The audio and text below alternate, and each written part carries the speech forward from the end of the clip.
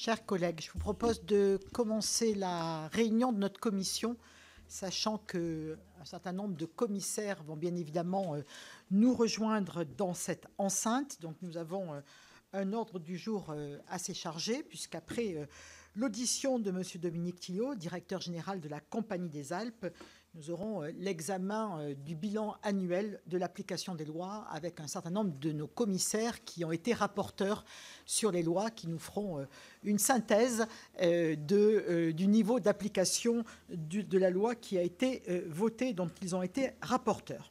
Donc, je vous le disais, nous avons le plaisir d'accueillir ce matin devant notre commission Dominique Tillot, directeur général de la Compagnie des Alpes. La Compagnie des Alpes est un acteur incontournable du tourisme en France. Elle exploite 10 domaines skiables, 12 parcs d'attractions et de loisirs et depuis plus récemment des complexes sportifs. Permettez-moi de revenir brièvement sur les origines de cette entreprise qui est profondément ancrée dans les territoires alpins que connaissent bien donc nos collègues sénatrices de Savoie et de Haute-Savoie, Martine Berthet et Sylviane Noël. Créée en 1989, la Compagnie des Alpes a pour actionnaire principal la Caisse des dépôts et consignations, initialement tournée exclusivement vers l'exploitation des domaines skiables. L'entreprise a été privatisée en 2004 et s'est progressivement imposée comme un leader européen du tourisme de montagne et des loisirs. Dès le début des années 2000, la Compagnie des Alpes amorce une stratégie de diversification avec l'achat de parcs d'attractions et de loisirs. Vous en détenez, monsieur le directeur, aujourd'hui 12, dont 7 à l'étranger. Parmi eux, je ne citerai que les plus connus, comme le Futuroscope, le parc Astérix, le musée Grévin et les différents parcs Walibi. Cette dynamique se poursuit. En 2018, vous rachetez Travel Factory, un distributeur de séjours de montagne en ligne, puis en 2022, vous prenez une participation majoritaire dans MMV, deuxième opérateur hôtelier de montagne en France, avec plus de 11 000 lits dans les Alpes. En juin 2024, vous franchissez une nouvelle étape avec l'acquisition de 83% du capital de la société mère du groupe Urbain, leader sur son marché des activités sportives indoor en France, comme le foot à 5 ou le padel. Cette dynamique de croissance impressionnante me pousse à vous demander où s'arrêtera votre appétit de développement. Avez-vous des ambitions à l'international, notamment dans le domaine des loisirs ? Par ailleurs, votre filiale Travelski a annoncé le lancement d'un train de nuit qui reliera dès la saison prochaine Paris à Bourg-Saint-Maurice avec des arrêts à Moutier et M. Pourriez-vous nous en dire davantage sur ce vaste projet? S'inscrit-il dans une volonté de devenir un acteur intégré de l'ensemble de la chaîne touristique? Fort de vos 6 300 collaborateurs, vous vous illustrez par de bons résultats depuis la crise sanitaire liée au Covid-19 qui a durement touché le secteur de l'hôtellerie-restauration et du tourisme en général. À quoi attribuez-vous cette résilience? Est-elle en partie liée à la fréquentation particulièrement soutenue des stations cet hiver? Et quelles sont, selon vous, les perspectives à long terme en matière de fréquentation compte tenu de l'évolution des conditions climatiques en montagne? Votre activité en montagne fait face à de nombreux défis, au premier rang desquels le verdissement des stations de ski ou le développement de la saison estivale. Quelles sont vos priorités d'investissement pour les prochaines années? Je le disais il y a quelques instants, vous exploitez 10 stations françaises comme les Arcs ou la Plagne dans le cadre de délégations de services publics. Vous savez qu'ici, au Sénat, nous sommes particulièrement attentifs au rôle des maires. Comment se structure votre collaboration avec eux? Vous avez déclaré, je vous cite, « Le vrai patron de la station, c'est le maire.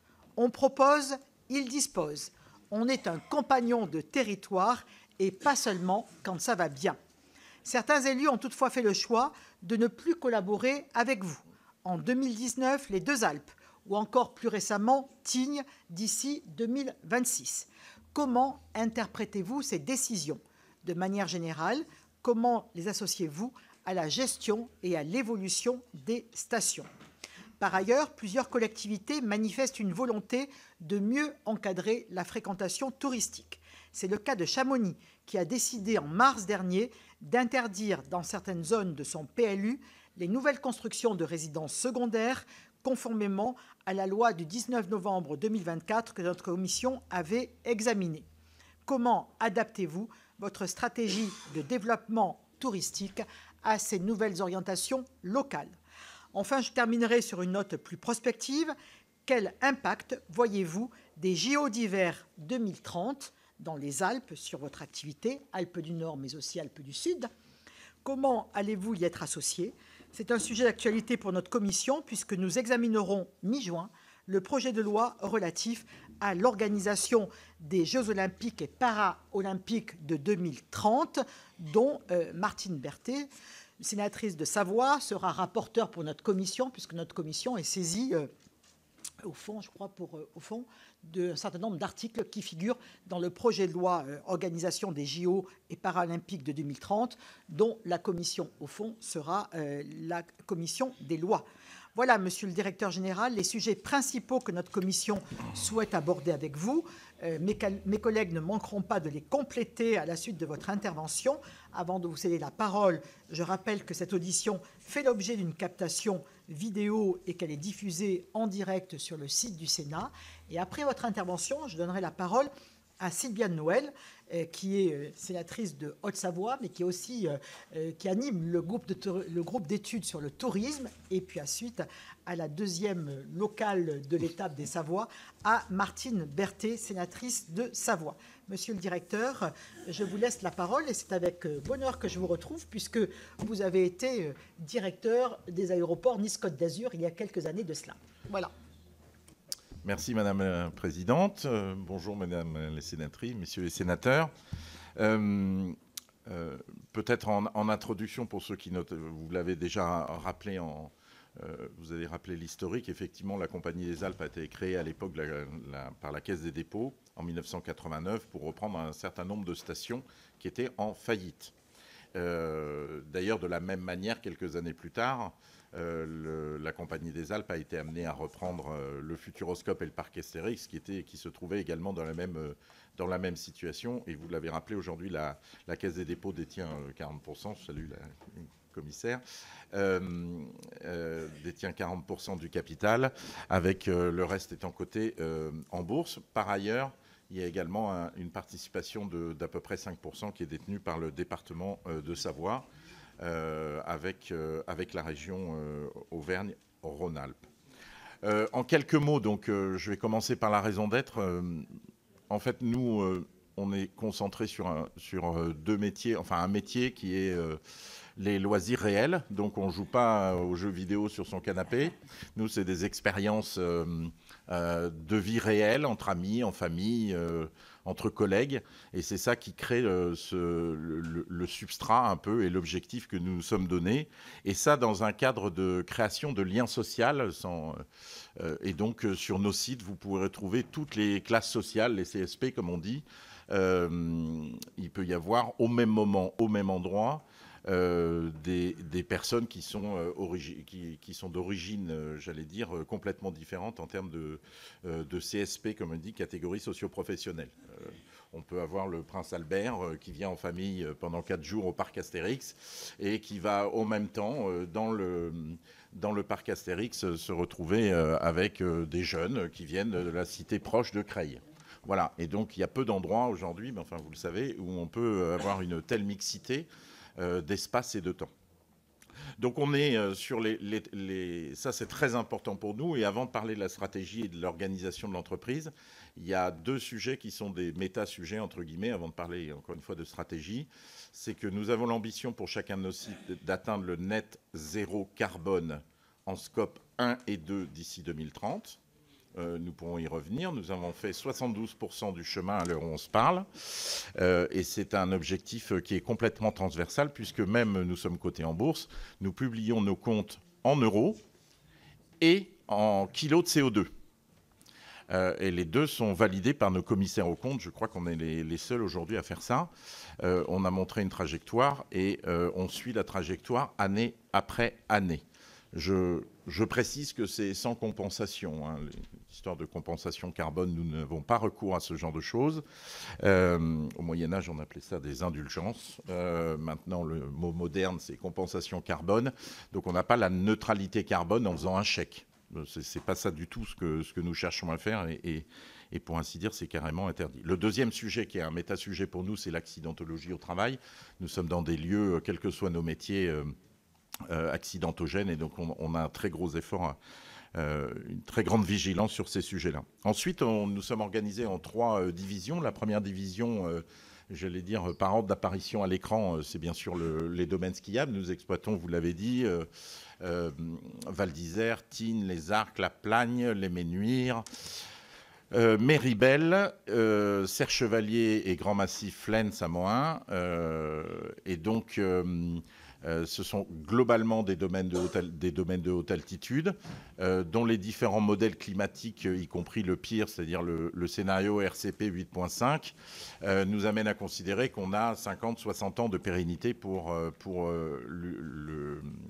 le ski sur ces domaines.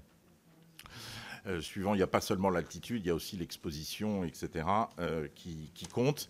Et donc, nous avons modélisé chacun de nos domaines. Donc, on a une perspective qui est assez forte. Ceci étant dit, n'oubliez pas que mon premier sujet, qui était le méta-sujet, c'est-à-dire atteindre le net zéro carbone. Scope 1 et 2, vous avez cité le train, on en parlera tout à l'heure, sur le scope 3, qui est le déplacement de nos clients. Ça, c'est la première partie. Ça représente à peu près 40% de l'activité de la société et qui est en forte croissance entre 5 et 7% par an, avec un peu de volume, mais surtout beaucoup et puis du prix également, avec un appétit. On a publié récemment nos chiffres d'affaires. Nos chiffres d'affaires dans les domaines skiables sur le premier semestre étaient en croissance de 5,5%. Ce qui fait d'année record en record chaque année. Donc là, un appétit féroce des clients. Nous, dans nos domaines, nous travaillons principalement, 60% des clients sont français, 30% viennent du Benelux et Royaume-Uni, et les 10 derniers pourcents viennent du reste du monde, on va dire. Voilà, et principalement Europe, même si cette année, il y avait un petit peu plus d'Américains. Américains pour lesquels nous n'avons pas de programme commercial et marketing spécifique, parce que nous considérons que l'empreinte carbone d'un client américain pour venir une semaine au ski en France n'est pas tout à fait compatible avec l'ambition que nous nous donnons. Voilà rapidement pour le ski, mais j'y reviendrai bien sûr avec vos questions. Lié au ski, nous avons une deuxième division qui est plus petite, qui représente à peu près 15% de l'activité, qui est l'activité de gestionnaire de lits chauds, comme on dit, c'est-à-dire des lits utilisés à peu près 10 semaines par an.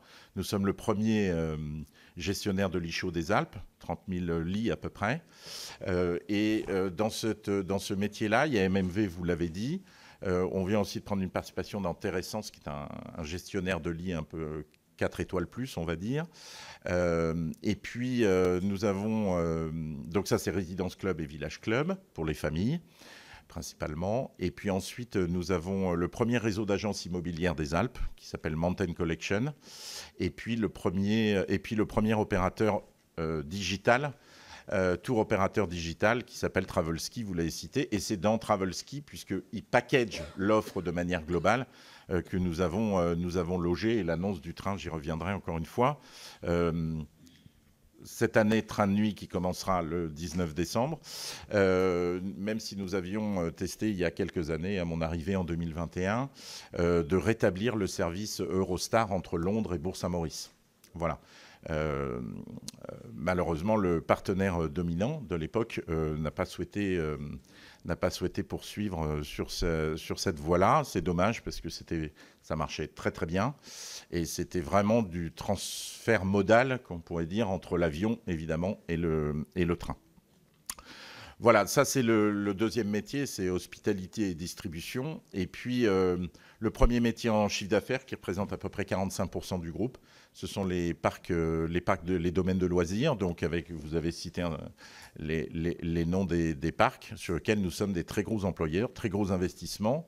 Nous sommes, le groupe investit au global plus de 300 millions d'euros par an, ce qui est très très important par rapport à notre chiffre d'affaires.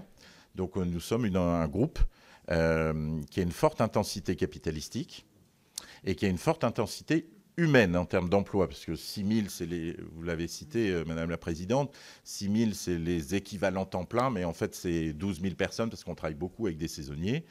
Et donc, très gros investisseurs, très gros employeurs. Je pense notamment, je ne sais pas si quelqu'un est de la Vienne, dans le département de la Vienne avec le Futuroscope, mais aussi dans le département de l'Oise avec le parc Astérix. Donc on est et on est ravis de le faire et donc on investit beaucoup voilà, sur l'humain. On investit, on annoncera bientôt, mais on a des très gros programmes d'investissement sur nos sites, notamment français, pas seulement, mais notamment français. Et puis on continue à poursuivre notre développement. On a acheté récemment un parc en Allemagne. Donc un vrai savoir-faire des équipes de la Compagnie des Alpes sur lequel nous capitalisons. Peut-être sur l'humain, puisque j'en parlais, intensité humaine très forte. Nous avons mis en place, c'est aussi un phénomène pour la fidélité, mais nous donnons des actions sous réserve de fidélité et de loyauté. Nous donnons chaque année 30 actions à chacun de nos collaborateurs, quel que soit leur statut, pour peu qu'ils aient au moins travaillé 4 mois pour nous. Pendant 2 années de suite, ils ont 30 actions chacun. Elles sont données. Vous allez me dire, c'est bizarre dans une société cotée en bourse de donner des actions. En fait, on essaie de créer de la loyauté, de la fidélité, notamment des saisonniers. Et puis, d'autre part, c'est économiquement rentable. Sinon on ne le ferait pas. Économiquement rentable parce que plus on a de saisonniers qui reviennent d'une année sur l'autre, on économise des coûts de recrutement et on économise des coûts de primo-formation, notamment à la sécurité. Et donc, c'est une initiative que nous avons prise, qui est en place depuis 2 ans. Donc aujourd'hui, j'ai 4500 salariés qui sont devenus actionnaires. Actionnaires de la Compagnie des Alpes et donc qui sont intéressés. Je passe aussi sur le fait que quand on distribue du dividende, ben, ils en reçoivent aussi et c'est bien de distribuer du dividende, c'est normal. Et donc voilà, c'est des actions concrètes qui sont un peu en disruption des habitudes, mais qui ont un effet et qui créent un collectif. Et on s'y retrouve, j'allais dire, tous les jours par l'engagement. Et on s'y retrouve tous les jours par la performance et les résultats du groupe. Voilà. Alors ça, c'est peut-être pour la présentation rapide. On fait à peu près un chiffre d'affaires d'1,3 milliard. On a fait 850 millions sur le premier semestre. Et puis on va continuer, le deuxième semestre. Les chiffres ne sont pas encore connus par construction, même si les perspectives sont plutôt bonnes. À l'heure où on se parle, sur le premier semestre, si je prenais ça comme on a dans les parcs 18%, si on rajoute le groupe Urban que nous avons racheté, qui est le paddle. Nous sommes leaders en France et le foot à 5, avec des centres, des complexes sportifs, comme vous l'avez dit. On est à 32% de croissance sur le premier semestre pour cette division-là. On est à peu près 5,5 plus pour les domaines skiables et presque 18% pour la partie hospitalité et distribution. Voilà à peu près la performance. Encore une fois, je l'ai déjà dit, mais dans les domaines skiables, on vole de record chaque année. On a un effet aussi probablement au fil du temps de report des stations de basse montagne vers les domaines de haute altitude, ou en tout cas exposés avec une certitude d'enneigement. Sur les parcs, on continue. On a aussi adjoint beaucoup de capacités hôtelières et on va continuer à le faire sur nos parcs, notamment français. Nous gérons tout de A à Z. On ne travaille pas, on ne paye pas de commission à booking.com, etc. Mais nous sommes très... et donc tout ça, ce sont des gens qui travaillent pour nous en direct. Il n'y a aucune délégation. Et donc ça marche très très bien. Je pense au Futuroscope, puisque notre stratégie est d'ouvrir les périodes d'ouverture des parcs. Par exemple, il y a 2 ans, au Futuroscope, on a pu transformer 300 contrats saisonniers en contrats CDI en une année, puisqu'à un moment, on ouvre suffisamment pour justifier le passage en contrat à durée indéterminée. Dans le ski, c'est une organisation un peu différente, puisque beaucoup, mais ça je parlais sur le contrôle des sénatrices, mais beaucoup de personnes sont des locaux, en tout cas pour ce qui nous concerne, et ont organisé un peu, j'allais dire, presque de génération en génération, leur vie autour du fait d'être saisonnier pendant la période de ski et faire d'autres métiers, charpentier, éleveur, peu importe, pendant l'autre partie de l'année. Donc voilà, peut-être en introduction, ce que je pouvais dire en termes de présentation. Pour répondre à vos questions, effectivement, donc on a un déficit de services. Et puis, si on veut gagner cette bataille de la transition écologique, chacun doit y faire sa part. Donc la première chose, c'est sur le scope 1 et 2, je l'ai expliqué. Donc comment on a fait déjà ce premier saut ? Je peux vous dire, par exemple, que nous utilisons une des premières sources, ce sont les dameuses pour le ski, par exemple. Donc, nous avons testé, d'abord confidentiellement, puis après un peu plus officiellement, d'utiliser, ça va peut-être en faire sourire quelques-uns, mais les huiles de friture usagées de nos parcs d'attractions, que nous utilisons après filtration comme carburant dans les dameuses. Il n'y a même pas un boulon, aucun réglage à faire, ça marche très très bien. Ça s'appelle le HVO. C'est très très efficace, et donc nous utilisons, pas seulement parce qu'on n'en aurait pas assez, nous faisons traiter, filtrer, et puis nous l'utilisons directement comme carburant. Donc d'une certaine manière, nous produisons notre propre énergie, entre guillemets. Ça fait disparaître le produit, ça réduit les émissions de CO2 de 93%, c'est maintenant démontré et audité. Voilà, le seul petit hic, si vous me permettez, mais enfin je profite puisque je suis au Sénat, c'est que c'est un peu plus taxé que si on était resté au bon gros vieux diesel. Mais nous, on a fait le choix de payer la taxe pour être vertueux, donc c'est ce qui nous a permis. Ça marche très bien aussi, nous exploitons des bus à Tignes et Val d'Isère, ça marche très bien dans les bus aussi, sans aucun réglage. Ça marche très bien aussi dans les chaudières de nos ateliers ou de nos bureaux. Là, pour le coup, il y a un petit réglage du brûleur à faire. Je préfère être précis. Et donc, c'est comme ça que nous progressons.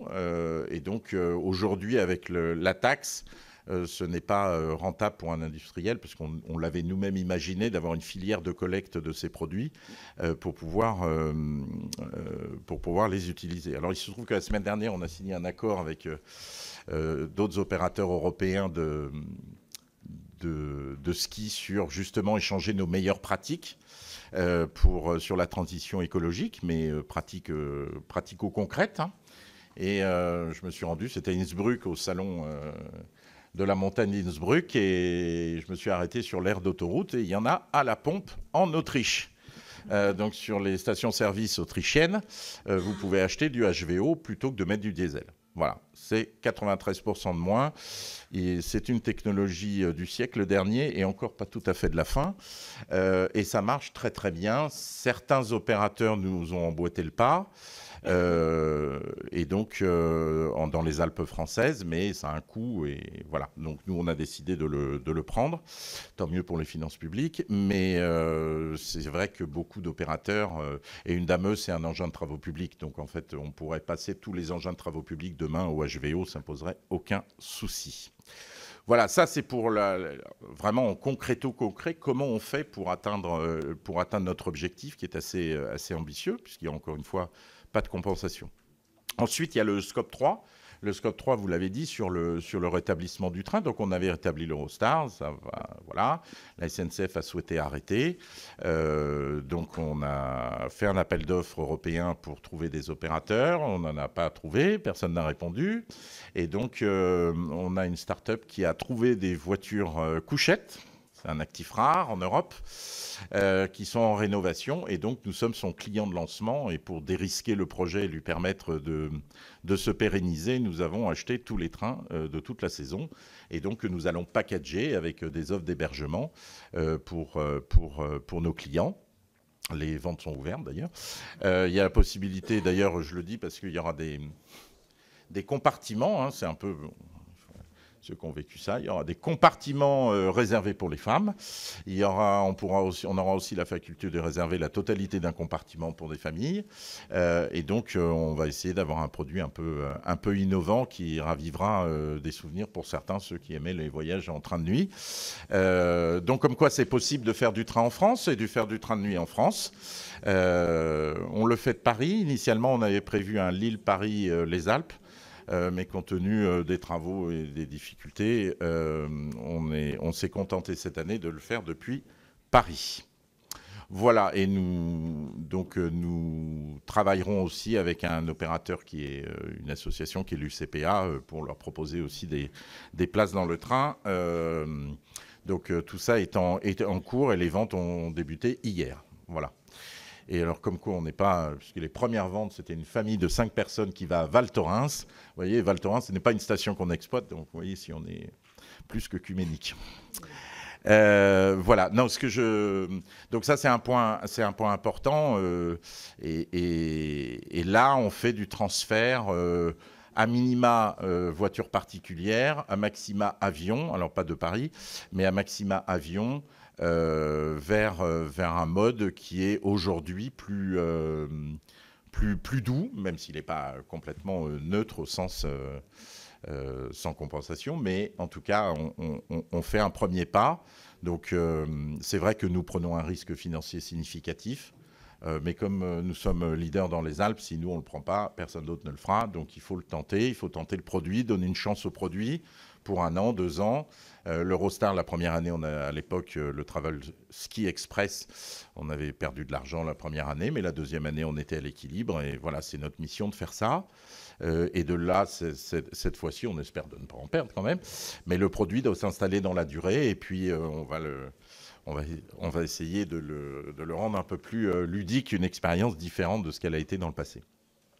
Les voitures, on en a trouvé au fin fond de l'Allemagne. Elles sont en rénovation et elles rouleront à partir de la mi-décembre dès cette année pour toute la saison prochaine.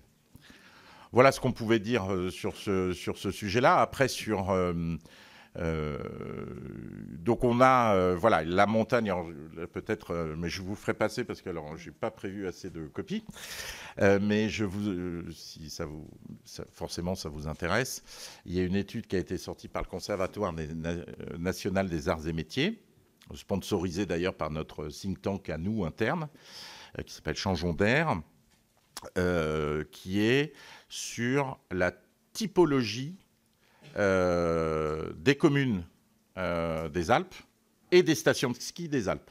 C'est la première fois qu'il y a une étude. Parce que généralement, on parle de la montagne avec un grand M, si possible. Mais en fait, la montagne, ça n'existe pas. Ça veut pas, enfin, ça englobe des réalités qui sont, mais comme vous le savez, très différentes. Et donc, pour la première fois, il y a une étude qui a été sortie, qui est objective, sur 50 critères. Ils ont revu toutes les communes, et essayer de trouver des typologies pour les stations de ski et pour les communes de montagne, des typologies sur les communes avec un périmètre qui est l'ancienne Rhône-Alpes, vous voyez, c'est-à-dire jusqu'à Chambéry, Grenoble, enfin un peu plus loin, et donc c'est jusqu'au Rhône. Donc, et alors j'avais prévu quelques copies, je passerai, mais si vous êtes, ça mérite. Moi, j'ai appris beaucoup de choses. Ça mérite de regarder ces sujets-là parce que, pour une fois, et c'est la seule qui a été faite, il y a une vraie typologie des communes de montagne et notamment des stations de ski et qui ont ces 4, pour les stations de ski par exemple, qui ont il y en a 4 types et qui ont des dynamiques différentes suivant un certain nombre de leurs caractéristiques. Voilà ce que je pouvais dire. Est-ce que j'ai oublié les relations avec les élus, avec les alors oui, pardon. Alors, exactement. Alors, nous, dans le ski, vous l'avez dit, je l'avais cité, hein, le patron, c'est le maire. Donc, il n'y a pas d'autre débat. Moi, je n'ai aucune légitimité. Lui, il a la légitimité démocratique, moi, contractuelle, mais enfin, bon, c'est bien inférieur. Et donc, nous avons des délégations de services publics communales. Parfois, les communes se regroupent dans des syndicats intercommunaux, mais parfois pas. Donc, sur un même domaine, je peux avoir jusqu'à 6 ou 7 contrats. Et donc, j'ai 6 ou 7 maires qui ont parfois des envies divergentes. Voilà. Donc, on travaille avec eux. Ce sont les maires qui fixent les tarifs dans le cadre contractuel. Ce sont les maires qui décide, moi je propose, on propose de faire éventuellement de remplacer 2 télésièges par une télécabine à tel endroit, enfin l'aménagement du domaine. Donc nous proposons, nous justifions, nous expliquons, et le maire décide à la fin. Voilà. Et s'il le veut en bleu, on le fera en bleu. S'il le veut en rouge, on le fera en rouge. C'est bien normal. Nous, on n'est pas chez nous. Donc, voilà. Maintenant, on a des savoir-faire qui expliquent, on essaie de démontrer que, par exemple, on a fait une très grosse remontée là cette année à 43 millions d'euros aux arcs, avec le Transarc. La tendance est plutôt des appareils de remontée mécanique à fort débit qui partent de bas et qui vont tout en haut pour répartir les flux sur le domaine. Voilà, c'est à peu près la tendance qu'on observe à peu près partout. Et donc, on est engagé sur ce sujet-là. Juste une petite aparté, vous avez parlé de Tignes. Moi, Tignes, c'est une décision des élus, je n'ai pas à commenter. Notre contrat se terminait, ce n'est pas du tout une remise en cause de la compétence des équipes de la Compagnie des Alpes, c'est pas un sujet. Je pense que personne, quand la ville de Lyon décide d'arrêter le contrat avec Veolia, personne ne se dit que Veolia ne sait pas traiter, distribuer de l'eau. Donc, nous, c'est pareil. Donc, ils ont décidé de reprendre. Ils ont un projet de territoire. Donc, ils doivent, dans ces conditions-là, nous racheter les actifs, la valeur non amortie des actifs. Et donc, ils devront, le 31 mai 2026, nous faire un chèque de 150 millions d'euros. C'est une commune, je crois qu'il y a 1085 électeurs. Donc, voilà, ils sont en recherche. Ils ont un projet, je n'ai pas à commenter. Les décisions de ce type-là. Donc, nous, on va s'arrêter donc le 31 mai 2026. A priori, à l'heure où on se parle, de ce que j'ai compris, ce qu'ils ont annoncé publiquement, ils n'ont pas bouclé leur financement. Donc, nous attendons, puisqu'ils veulent lever 300 millions d'euros. Donc, nous attendons, de toute façon, nous, voilà, le 31 mai 26... Voilà. Par ailleurs, un certain nombre, en ce moment, le syndicat intercommunal de Grande Plagne mène un appel d'offres, donc je ne pourrais pas trop parler de la Plagne, mais donc nous sommes en plein appel d'offres. Nous avons répondu aussi récemment à un appel d'offres qui n'est pas tout à fait la typologie de station qu'on exploite, mais qui est un peu le petit Chamonix, qui est Pralognan-Lavanoise, qui est l'entrée du parc de Lavanoise. Donc nous avons répondu à cet appel d'offres, qui a une forte proportion été. Et donc c'était intéressant, et puis voilà, pour plein de raisons, c'était intéressant de le faire. Et puis voilà, sinon on n'a pas de velléité de se développer sur des stations qui soient de basse et moyenne montagne, c'est pas notre métier. Voilà, est-ce que j'ai répondu à tout? Je ne sais plus, mais probablement. Je vais vous laisser en tout cas, vous avez déjà très largement brossé les sujets. Je vous en remercie, monsieur le directeur général, et vous aurez de nouveau tout loisir de le faire à travers les questions de nos collègues. Donc, je donne la parole, comme je l'ai annoncé, à nos 2 sénatrices Haute-Savoie et Savoie, Sylviane Noël, qui préside aussi le groupe d'études sur le tourisme, et Martine Berthet. Je vous proposerai ensuite de répondre à nos sénatrices savoyardes. Et après, on ouvrira plus largement les questions à l'ensemble des commissaires. Sylviane.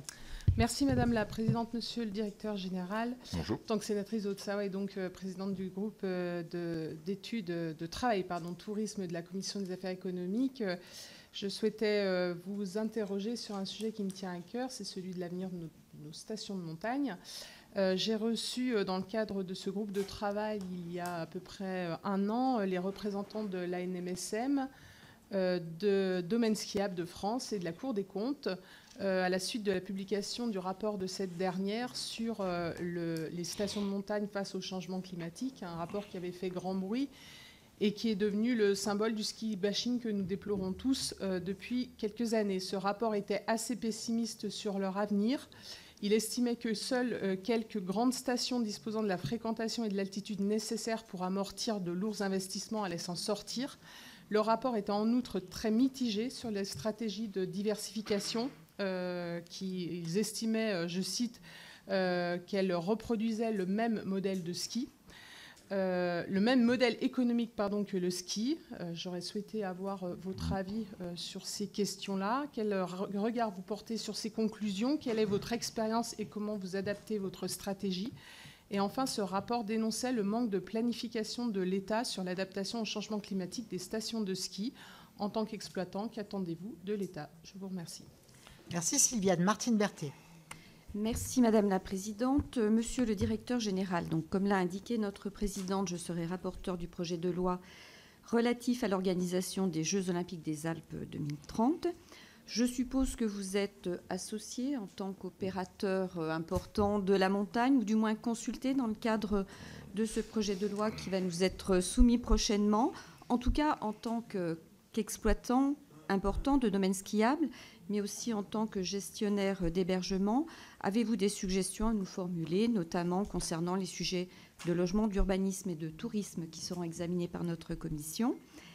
J'ai une deuxième question qui concerne le sujet mobilité, qui est une des seules façons de décarboner l'activité touristique de la montagne. Je voudrais vous féliciter tout d'abord pour le retour de ce train de nuit pour lequel je me suis beaucoup mobilisée depuis plusieurs années, avec encore une question orale dernièrement à ce sujet. Alors justement, concernant le développement par rapport à Travelski et ce package, enfin ces solutions intégrées que vous proposez, quel développement comptez-vous mettre en œuvre, particulièrement dans l'objectif des Jeux Olympiques? Avez-vous été consulté à ce sujet également? Et voilà, quels sont vos projets de développement à ce sujet? Merci. Voilà, Monsieur le Directeur Général, je vous propose de répondre à nos deux sénatrices. Alors, sur le rapport de la Cour des comptes, je n'ai pas apporté d'appréciation sur le rapport de la Cour des comptes. Il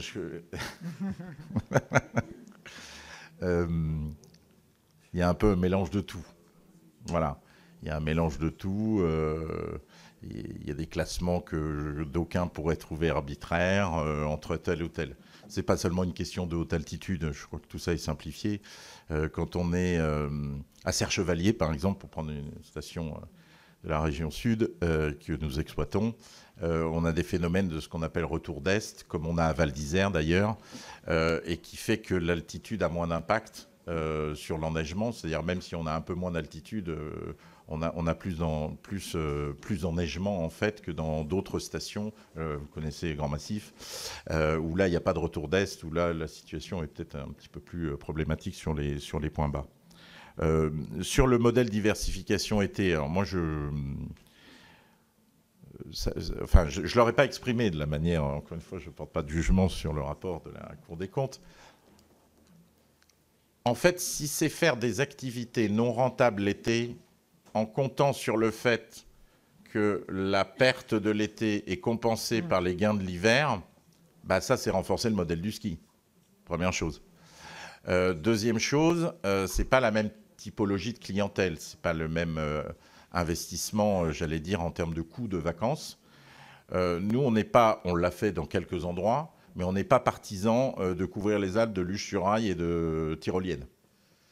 D'abord, ça artificialise. Donc, première chose, et ça, on y est sensible, parce que j'ai parlé du CO2, mais on travaille aussi sur la biodiversité, etc., sur l'eau, pour en dire deux mots. Mais et le passage en tyrolienne, parce que ça coûte très cher, qui coûte 50 € par personne. La typologie de clientèle qui va l'été à la montagne, la famille de 4, ils l'ont fait une fois et ils ne vont pas le refaire tous les jours. Ce n'est pas comme le ski où ils sont prêts à payer 50 € ou peut-être ou moins ou plus pour chaque jour pour aller skier toute la journée. Donc c'est pas la même typologie. Aujourd'hui, c'est un peu compliqué. Nous, on a aussi dans un certain nombre d'endroits d'autres acteurs socio-professionnels pour lesquels c'est pas rentable et qui n'ouvrent pas nécessairement. Et ce que je peux comprendre d'ailleurs. Et puis rappelons-nous que la saison d'hiver est très très très rentable et de plus en plus rentable pour l'ensemble des opérateurs, des socio-professionnels. Donc c'est très compliqué, voilà, ce que je peux comprendre. Hein. Donc sur le modèle de la diversification, c'est si on fait de l'été qui n'est pas rentable, en fait on accroît la dépendance du territoire au ski. Mais ça, c'est pas possible. Enfin, c'est pas possible. C'est de la fausse transition, entre guillemets. Parce que si on part du principe qu'elles survivront quand le ski ne sera plus là, mais si le ski n'est plus là, elles ne survivront pas non plus. Donc, c'est là la difficulté. Après, certains ont des projets, moi, je n'ai pas à commenter, c'est des projets politiques, à la limite, de se dire, il faut tout arrêter, et puis enlever tout, et puis rendre à la nature, comme on dit, et puis voilà, pourquoi pas, j'en sais rien, c'est un projet, ça, les citoyens auront à s'exprimer là-dessus, mais voilà, en tout cas, sur la diversification. Après, le ski bashing... il faut aussi que l'ensemble des stations de ski se mettent au travail. Quand on voit que c'est une statistique de DSF, du domaine skiable de France, qui est le syndicat professionnel, que seuls 40% des stations de ski ont fait leur bilan carbone. Je crois que c'est la dernière en date. Voilà. Voilà. Et puis votre dernier point, qu'est-ce que j'attends de l'État décaler de 5 ans la CSRD, ça rendrait service à toute l'économie française. Ça, c'est sûr. Non, l'État peut prendre en charge des investissements, et ça rejoint un peu la question, et notamment sur la mobilité. Donc des investissements sur le transfert modal, et donc plus de comment ça s'appelle, de desserte ferroviaire. Mais aujourd'hui, la SNCF dit qu'elle manque de trains, de rames. Et de l'autre côté, elle en exporte en Espagne pour faire Madrid-Alicante à 9 €. Moi, je suis au bout du... Enfin, voilà. Donc, si vous voulez, il y a un gros enjeu. Il y a un très gros enjeu là-dessus. J'espère que dans les Jeux Olympiques, comme vous l'avez dit, il y a une loi. L'enjeu, pour moi, numéro 1, c'est pas est-ce que ça va être une bonne affaire ou pas pour moi, en fait, c'est pas tant le sujet. Le sujet, c'est est-ce qu'on fait un saut quantique. Et si je pense sous le contrôle de la sénatrice Berthet, mais les Jeux de 92 à Albertville, c'était les Jeux de la RN 90. C'était le siècle dernier. Les Jeux de 2030, ce sera peut-être le siècle de la desserte ferroviaire. Et c'est là-dessus qu'on attend. Mais c'est pas tant d'avoir des rails, il faut aussi des sièges. Arrêtons de parler en train, parlons en siège. Il faut des sièges. Et donc, si ce n'est pas tel ou tel opérateur, il faut créer les conditions, y compris d'accès, qui soient favorables aux nouveaux entrants. Si l'opérateur dominant ne veut pas le faire, les nouveaux entrants, la preuve, faire. Bon, c'est très risqué de faire du ferroviaire, on le voit en ce moment, avec cette petite start-up qu'on aide de la meilleure manière possible. Mais c'est en étant client déjà, c'est la première chose. Voilà ce qu'on peut attendre. Moi, on va pas attendre. Je vais pas attendre. Voyez, je vais pas attendre que la taxe baisse sur le HVO pour passer au HVO. Nous, c'est peut-être aussi notre chance d'avoir les moyens de pouvoir se dire je paye la taxe, mais je fais du bien, quoi. Voilà, j'arrête de polluer. On est sur des sites naturels, donc c'est important de le respecter. Il y a beaucoup de gens qui parfois râle un peu sur tel ou tel parc national. Moi, je peux vous dire que heureusement qu'il y a les parcs nationaux, et notamment le parc national de la Vanoise, parce que c'est eux qui protègent si vous me passez cette expression un peu vulgaire, notre produit. Parce que l'attractivité de la montagne, c'est qu'on vient à la montagne parce que c'est naturel. Alors oui, il y a des remontées, etc. Et donc, Dieu merci, ils veillent à la qualité et au maintien d'un produit qui est exceptionnel. Voilà, et qui est reconnu qui est reconnu comme tel. Donc voilà ce que je peux dire. Sur les JO 2030, bah voilà, mon sujet, c'est la mobilité. Le sujet des JO 2030, c'est la mobilité. C'est pas savoir si telle ou telle course aura lieu. En tout cas, c'est pas mon sujet. Je pense qu'on a la chance, et c'est comme ça qu'il faut le voir. La RN 90, qui avait été faite à l'époque en Savoie, que nous payons d'ailleurs, continuons à payer, nous, opérateurs de remontée mécanique. Et là, on peut faire un saut quantique sur le ferroviaire, mais avec quelques travaux, pas beaucoup. Il y a le nœud de Montmélian, hein, le saut de mouton, là, voilà, de Montmélian, qui est un peu cher, mais tout le reste est accessible. J'avais proposé quelques idées, mais qui n'ont pas perduré, mais peu importe, ce qu'il faut, c'est là-dessus, et les jeux ont été annoncés comme durables. Bah, c'est là le test. On ne va pas faire la RN 91, on va faire du ferroviaire, j'espère. Enfin voilà, moi je l'appelle de mes voeux, et on sera là pour, s'il y a moyen de faire rouler plus de trains, on sera là. Aujourd'hui, on commence par un train de nuit. Je sais que l'opérateur a prévu d'en avoir un deuxième l'année prochaine. J'espère qu'on pourra aussi le faire. Nous, on sera très engagés sur ces sujets-là. Voilà. Le logement, il y a des villages olympiques qui sont prévus. Un à Briançon, un à Beauzelle, en suivant le choix des sites. Enfin, je ne veux pas rentrer là-dedans parce que je ne veux pas donner... Je n'ai pas d'avis. Comme ça, c'est plus simple. Et à Grand Bornand, on nous avait demandé il y a un an, il y a 6 mois, nous construisons une résidence MMV. Et on nous avait demandé si, pendant la période des Jeux, ils ne pourraient pas réserver la résidence MMV pour pouvoir loger ces biathlons, les athlètes de biathlon et de ski de fond, je crois, qui seraient donc logés là pendant la période des Jeux. Donc c'est un actif, un outil existant. Donc voilà, les équipes ont parlé à l'époque, mais il n'y a pas d'autres, j'ai pas d'autres infos. Ça, je ne sais pas où ça en est. Donc quand je ne sais pas, il vaut mieux rien dire. Merci. Nous allons prendre donc les questions 3 par 3. Si vous le voulez bien, on commence avec Jean-Claude Tissot. Merci, Madame la Présidente. Monsieur le Directeur Général, on a bien compris, j'ai bien compris que la Compagnie des Alpes opérait un virage depuis quelques années, vous nous l'avez expliqué, dans son activité, en se tournant davantage vers les parcs de loisirs, mais comme vous venez de nous le dire, je vais néanmoins revenir sur votre cœur de métier initial, on va dire, avec la gestion et l'exploitation de domaines skiables. Vous l'avez évoqué, vous faites de la question environnementale une priorité, même s'il faut reconnaître que c'est assez compliqué de concilier environnement et ski, sans tomber dans le ski bashing, bien sûr. J'aimerais vous interroger sur une des composantes de vos engagements. Vous avez juste effleuré le thème, à savoir la gestion de l'eau. Oui. C'est un sujet très sensible dans la mesure où la demande en eau s'accroît ponctuellement dans les stations de ski en période hivernale, bien sûr, sous l'effet, entre autres, des pics de fréquentation touristique. Cela nourrit des tensions dans les conflits d'usage et plusieurs stations ont été épinglées, je constate aussi, notamment pour assécher les cours d'eau afin de produire davantage de neige artificielle. On a tous des exemples en tête.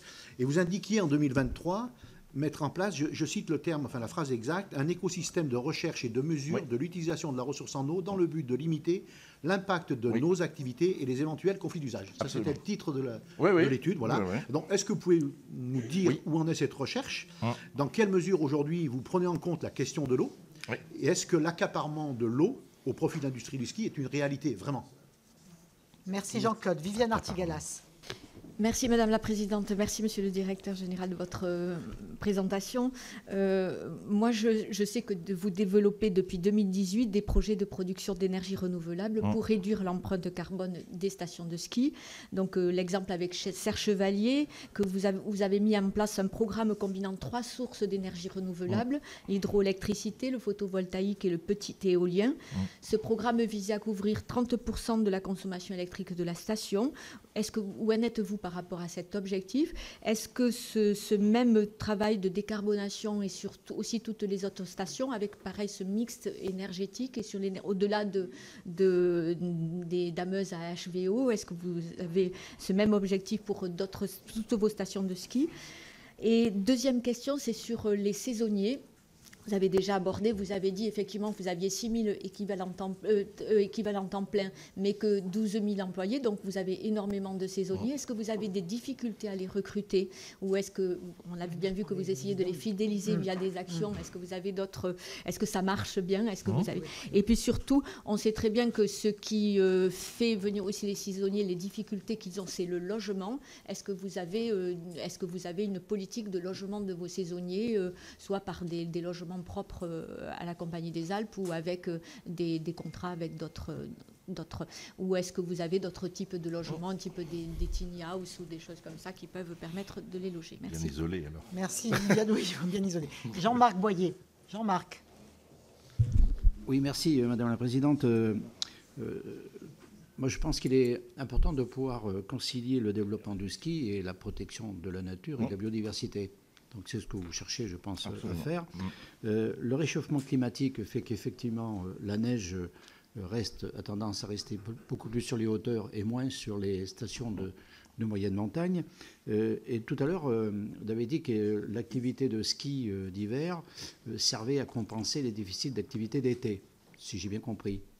Beaucoup de stations de moyenne montagne, je parle dans le Massif central, s'orientent beaucoup maintenant vers l'activité 4 saisons, de manière à pouvoir, et vous avez dit que le fait de s'orienter vers d'autres activités renforce l'activité ski. Mais quand elle n'y est plus, il faut bien trouver des solutions de compensation. Enfin, il me semble. Donc j'aimerais avoir votre avis là-dessus par rapport à l'ensemble des activités, parce qu'il y a des parcs nationaux, il y a des parcs régionaux qui protègent la biodiversité, et il y en a beaucoup dans les stations de montagne.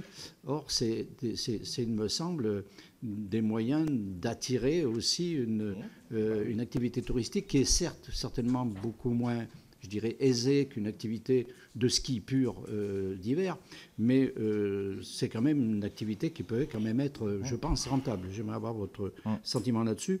Ma deuxième question, c'est sur de préciser votre politique pour la gestion des saisonniers, qui est un véritable sujet dans les stations de montagne, en termes d'accueil, de formation, etc. Vous avez dit tout à l'heure qu'il y avait beaucoup d'emplois pérennisés, d'emplois de saisonniers. Ma dernière question, la Compagnie des Alpes est sur un territoire où se trouve près de la moitié des stations thermales françaises. Est-ce que vous avez des relations ou des projets ou des partenariats que vous entretenez avec ces stations thermales qui sont, je pense, importantes en termes d'activité économique? Monsieur le directeur général, pour répondre à cette première série de questions. Gestion de l'eau. Alors, sur la gestion de l'eau, donc on a, avec l'Université de Grenoble, on a travaillé sur un sujet. À La Plagne, il y a 2 bassins versants. Donc on a travaillé sur un des bassins versants. La conclusion, c'est que 0,8% de l'eau du bassin versant est consommée pour l'eau potable. Ça, c'est une moyenne annuelle. 0,8% pour la neige de culture. 1,8, pardon, excusez-moi. 1,8, je confonds avec Val d'Isère, où c'est 0,8 et 0,8. Maintenant, ce n'est pas tant la moyenne annuelle qui est intéressante, c'est le moment où on prend l'eau.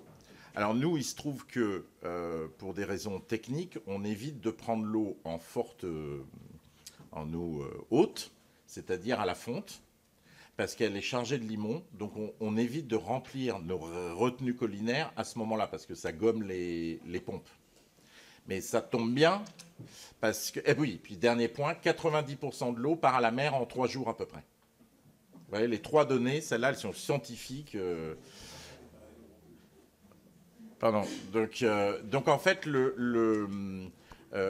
donc on ne prend pas l'eau où l'aval en a besoin. Bon, après, c'est vous voyez, 0,8 et 1,8%. Hein, c'est des petites quantités. Hein. Donc quand l'agriculture, etc., on a besoin en aval, sur la vallée du Rhône, etc., on ne prend pas l'eau, là, à ce moment-là. Donc on la prend plutôt en septembre, octobre. En plus, c'est la période, ça répond un peu aux 4 saisons, où il pleut un peu dans les Alpes. Donc, on prend plutôt. Donc, il n'y a pas de conflit d'usage, entre guillemets, enfin, selon nous.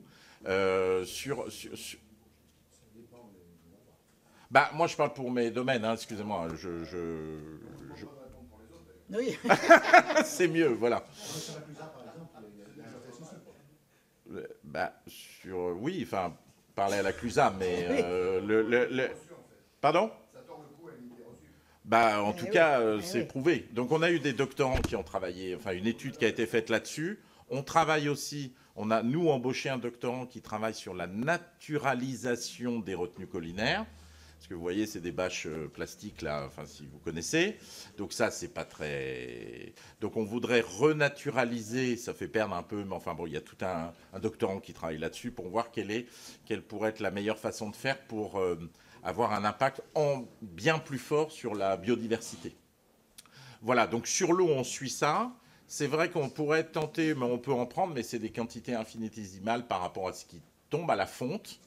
Voilà. Et pour la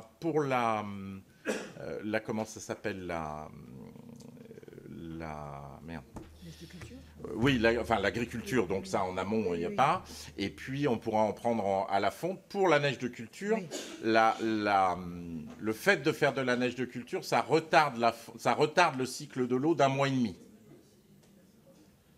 Parce que la neige qui est faite met 1 mois et demi, comme elle est damée, etc., elle met 1 mois et demi en durée, en complément de durée pour fondre et se rendre. Et si je prends le podcast de Guylain de Marcilly du Collège de France, là, qui a fait un podcast très bien sur la gestion de l'eau, 90% et donc se fond et revient exactement à l'endroit. Il n'y a pas de nappe phréatique en montagne.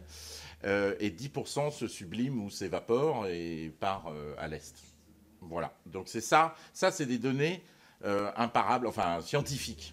Après, donc on est toujours 90% par la mer, en fait. Et quand vous savez, mais c'est ralentir le cycle de l'eau, en fait. Hein, c'est ça l'ambition. Et donc, ça, c'est... Donc voilà, pour répondre, j'espère que j'ai répondu à votre question, mais c'est là-dessus qu'on fait pour gommer l'empreinte hydrique que nous pouvons avoir. Mais évidemment, il n'y a pas d'additif. Enfin, tout le monde le sait, mais il n'y a pas d'additif dans la neige de culture. C'est de l'eau et de l'air. Hein, voilà. Donc voilà sur la partie gestion de l'eau. Sur les énergies renouvelables, on est effectivement, Serge Chevalier est un peu notre laboratoire. Là, on avait les conditions avec la chute, la gravité, etc. C'est vrai qu'on a mis des turbines. On a testé, on verra si on le développe ailleurs. C'est encore en phase de test, ça fonctionne très bien. Mais on a mis des turbines sur nos réseaux de neige de culture. Puisque retenue collinaire, canon à neige, si au milieu... on met l'eau, elle tombe, c'est par gravité, donc la gravité, c'est de l'énergie, donc on a mis des turbines, et ça marche très bien. Donc on va atteindre les 30%. Mais c'est que de l'autoconsommation. Par ailleurs, nous utilisons que de l'hydroélectricité dans tous nos domaines pour ce qui est de l'électricité. Après, les panneaux photovoltaïques sur les gares de télésièges, etc., ou de télécabines, on a une petite... c'est bien en autoconsommation, mais on a un petit sujet d'assurance. Ils n'aiment pas ça, les assureurs, d'avoir des panneaux photovoltaïques potentiellement qui pourraient prendre feu sur des gares sur des ERP, des établissements recevant du public. Bon, donc on essaie de développer. Après, mettre des champs en montagne, ce qu'on disait tout à l'heure, mettre des champs de photovoltaïque ou mettre des grosses éoliennes. Enfin bon, moi j'y suis pas très favorable, mais j'ai pas reçu beaucoup de gens très favorables. Voilà. Voilà. Donc donc ça marche, voilà, très bien. Ensuite, sur les saisonniers, donc, nous, on paye un petit peu mieux que la moyenne, la première chose, déjà, voilà. Et la deuxième chose, à la montagne, puisque c'est ça dont on parle, on a des saisonniers, mais des saisonniers qui, à 75%, sont propriétaires de leur logement. Il faut le savoir. Parce que c'est pas forcément, mais enfin, en tout cas, des habitants des vallées ou des vallées. Donc, en fait, mais ceci étant dit, on a le reste. Et ça, ces personnes-là, à un moment, elles vont partir à la retraite, on aura des jeunes, et là, on va se prendre. Donc, c'est maintenant qu'il faut se préparer pour que les jeunes qui arrivent, eux, ne seront pas propriétaires. Donc, aujourd'hui, à la Compagnie des Alpes, on doit avoir 400 appartements à nous que nous utilisons. On condamne certaines chambres de MMV pour loger nos propres saisonniers si jamais... à la construction, il n'y avait pas des logements saisonniers déjà qui étaient prévus. Maintenant, dans toute construction neuve, on met, nous, des logements saisonniers. On a été interpellé invité par la mairie de Bourg-Saint-Maurice qui n'arrivait pas à faire financer. Donc, on est rentré dans une SEM pour le logement des saisonniers. Donc, on a une capacité de réservation. On a bien isolé les endroits où on avait encore des besoins. Et donc, nous avons... on a rendu possible le montage de la SEM et on a une capacité de réservation. J'ai aussi acheté un petit bâtiment à Bourg-Saint-Maurice, pas très loin de la gare, pour loger des saisonniers. Voilà, le logement des saisonniers, c'est un problème de l'employeur. Hein. C'est pas un problème de la puissance publique. Hein. Alors, je sais que le talent, c'est de faire croire que, mais donc moi j'investis pour avoir des logements décents pour mes saisonniers. C'est la moindre des choses. Enfin, vous le savez. Donc on investit effectivement pour ça. D'ailleurs, dans nos engagements, on avait pris 10 engagements et 5 renoncements. Dans nos engagements, on consacre, un des engagements, c'est consacrer 2% de notre budget d'investissement global à l'amélioration de la qualité de vie des employés, des collaborateurs, et donc le logement saisonnier en fait partie. Juste pour dire le métier, par rapport à ce que vous disiez, on investit la moitié de l'investissement du groupe est fait dans le ski, hein, encore aujourd'hui. Donc il n'y a pas de désengagement, c'est pas du tout le... on va investir, et c'est à peu près le rythme de croisière, entre 120 et 150 millions d'euros d'investissement. Vous voyez ce que ça fait sur 10 ans, c'est colossal en fait, hein, ce qui fait de nous un des premiers investisseurs dans les Alpes, hein, largement. Hein. Donc sur la rémunération, voilà. Sur suite activité post-ski, c'est pas... pour bien m'exprimer, si on fait des activités qui ne sont pas rentables, et donc on les compense, cette perte, par le gain du ski, à ce moment-là, indirect, c'est presque transitif, dans ce cas-là, ça veut dire que les activités d'été sont dépendantes du ski, parce que s'il n'y a plus de ski, voilà. Donc c'est plus ça que je réagissais. Après, chaque territoire ou typologie de territoire a ses atouts, a ses possibilités.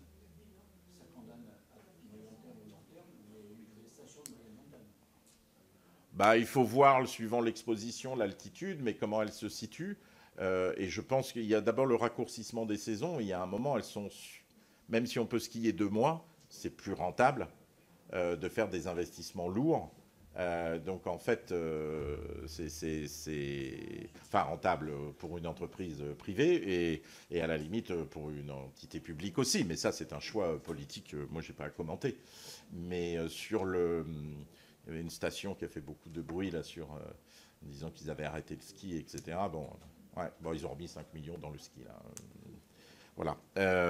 Parce qu'en fait, sinon il y avait une baisse de l'attractivité du site et donc une baisse des revenus aussi pour ceux qui ont investi. On raisonne toujours en flux, mais aussi un certain nombre d'établissements peuvent être détenus par des familles depuis longtemps, qui se le passent de génération en génération. Il ne faut jamais oublier le stock aussi, hein, ce qui se passe, c'est-à-dire la valeur du petit hôtel, du restaurant, qui le jour où on arrête le ski devient 0, est divisé par 10.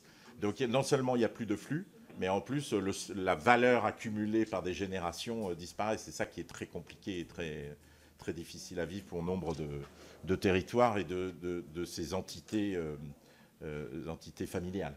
Voilà. Sur station thermale, non, on ne fait pas les stations thermales. Voilà, on n'est pas du tout... voilà. Et puis sur... et saisonnier, voilà, je ne sais pas si j'ai répondu à votre question, mais on a une intensité capitalistique, je l'ai dit, dans tous nos métiers, et on a une forte intensité humaine, et moi, c'est le sourire de l'hôtesse qui vend les forfaits aux Arcs ou à Serre-Chevalier. C'est pas le mien qui compte, c'est le sien. Donc, et le client, il voit ça. Donc, il faut travailler et les faire travailler décemment, dans de bonnes conditions, en les payant normalement plutôt bien et en leur donnant des perspectives de carrière. Le fait d'avoir tous ces domaines, on a beaucoup un responsable technique, je ne sais, de telle remontée mécanique, il va aller dans une autre station, etc. Ça tourne quand même dans les permanents. Voilà. Donc et comme on a du personnel permanent, sur nos sites, on a besoin d'avoir les logements pour loger le personnel permanent aussi. Il n'y a pas que les saisonniers, il y a le personnel permanent. Et certaines ressources sont difficiles à trouver en station. La vie en station, c'est un choix professionnel, mais c'est aussi un choix personnel. Souvent, il n'y a pas ou peu d'écoles, pas de collège. Et donc, il faut habiter en bas. Enfin, vous voyez, c'est un choix personnel et professionnel à la fois qui n'est pas complètement simple, mais les habitants des vallées, c'est leur vie et ils adorent ça. Et nous, on mise sur eux. Vous devez avoir aussi une forte diversité de métiers. Ah oui, bien sûr. Oui, même si on reste une industrie qui fabrique du service. Oui. Mais on reste une industrie, donc les métiers techniques et la tension sur les métiers techniques, qu'on retrouve d'ailleurs, la sénatrice le sait, mais en Haute-Savoie, par exemple, moi je parlais avec le patron de Bontaz, sur l'accès à des ressources et des compétences techniques pointues devient très compliqué, même dans des endroits qui sont... je passerai l'expression de riche, mais enfin en tout cas en croissance ou avec une forte activité, avec un des leaders, Bontaz, c'est incroyable, c'est une réussite incroyable, qui est dans la vallée de l'Arve. Il est obligé de sous-traiter parfois ailleurs parce qu'il n'arrive pas à trouver la compétence. Et quand vous avez un certain site, je peux vous citer un autre exemple, quand un grand site de distribution en ligne ouvre un nouvel entrepôt à 50 km au nord de Paris, ils ont des conditions d'emploi qui sont telles que les électromécaniciens, ils les aspirent. Quand vous allez, une immense usine va ouvrir à Grenoble, ST Microélectronique, je crois, ça va aspirer beaucoup de compétences. Et donc, d'autres, peut-être des entreprises de taille moyenne, auront du mal à les retenir. Donc, il y a un vrai sujet de volume de compétences, et notamment techniques. Nous, on est partenaires. Il y a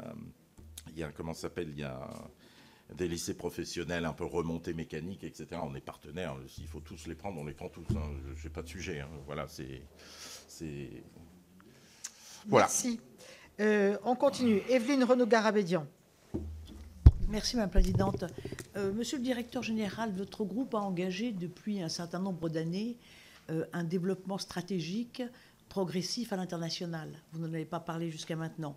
Vous disposez de quelques parcs de loisirs en Belgique, aux Pays-Bas, en Suisse et en Autriche. Mais votre présence à l'international est beaucoup plus forte par votre activité de conseil en aménagement et en exploitation touristique. Un projet de station de ski au Maroc, du conseil pour le développement des stations de ski en Chine, l'étude pour des parcs de loisirs ou des domaines publics en Turquie. Je suis sénateur des Français de l'étranger et je m'intéresse plus particulièrement à votre stratégie politique de ressources humaines. Pour vos activités en exploitation directe, déjà, je ne sais pas si vous faites de la franchise ou pas, si vous exploitez qu'en direct. Donc, pour vos activités en exploitation directe à l'étranger, vous nous avez expliqué, et c'est le nerf de la guerre, la sécurité donne la confiance, c'est ce qui est vraiment de plus important dans vos activités. Pour les fonctions d'encadrement, est-ce que vous envoyez du personnel français pour former le personnel, et est-ce que vous embauchez des Français qui vivent à l'étranger et qui sont un véritable vivier d'embauche? Pour vos activités de conseil, les missions nécessitent-elles des déplacements, des détachements, et pendant combien de temps? Merci. Merci Evelyne. Daniel Salmon.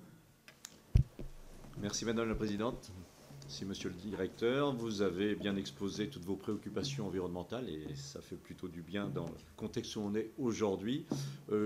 J'aimerais bien avoir quelques petites précisions sur... Vous avez parlé de votre souci de la mobilité. Quelles sont encore les proportions de vos clients qui viennent avec des voitures particulières? Vous avez parlé aussi des dameuses qui fonctionnent à l'huile de friture, ce qui semble très bien, mais est-ce que vous pouvez nous dire également la proportion de HVO dans la consommation de vos dameuses et de vos bus pour voir, parce que parfois on est quand même dans... 100%. 100%, oui. Très bien, très bien. Dans les bilans carbone, vous n'avez pas abordé la consommation énergétique du logement. Quelles sont vos actions dans la rénovation thermique? Est-ce que vous avez encore beaucoup de passoires énergétiques dans votre parc immobilier?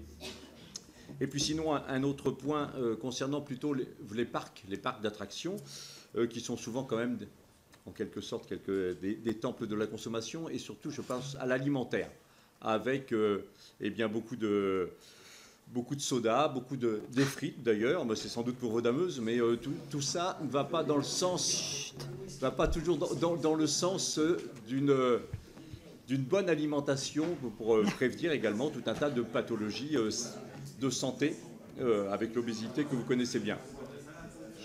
Dernier point, juste là, c'est à titre d'information, vous nous avez bien expliqué que la neige artificielle ne consommait pas beaucoup d'eau en fin de compte et que la grande majorité était restituée de façon à l'environnement. Mais la consommation énergétique pour faire la neige artificielle, c'est simplement pour ma gouverne personnelle. Qu'est-ce que ça donne? Voilà, merci. Merci. Alors, attendez, il y a une troisième question, après on vous laisse la parole. Fabien Gay. Fabien. Oui, bonjour. Merci Madame la Présidente. Monsieur, bonjour. Non, moi c'est sur les parcs d'attractions, vous l'avez dit, parce que vous avez beaucoup de questions sur la question touristique. Bon alors, une petite aventure personnelle. Pour la première fois, je me suis rendu au parc Astérix la semaine dernière. Merci. Comme beaucoup de gens, j'ai 2 enfants de 5 et 10 ans. Eh oui. Je suis aussi un papa et donc, comme je les vois peu, j'ai passé 2 jours avec eux. Je dois vous le dire, parce que je suis plutôt cash, c'est pas parce que vous êtes là. Je passais plutôt un moment agréable. Je trouve que c'est un parc familial où on n'a pas l'impression d'être une vache à lait toute la journée et plutôt à taille humaine. Donc, je pense que c'est très bien. Merci. Mais... non, mais attendez.